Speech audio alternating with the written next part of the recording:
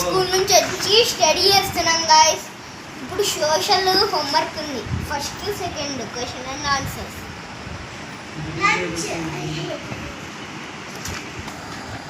Second lesson dictation 1 6 8 నాకు 10 కి 10 marks.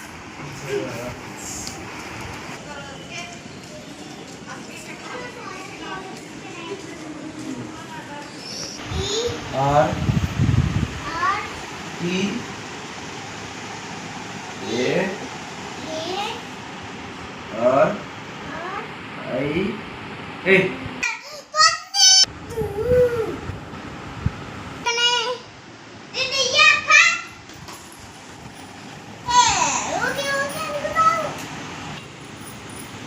ఎందుకమ్మా?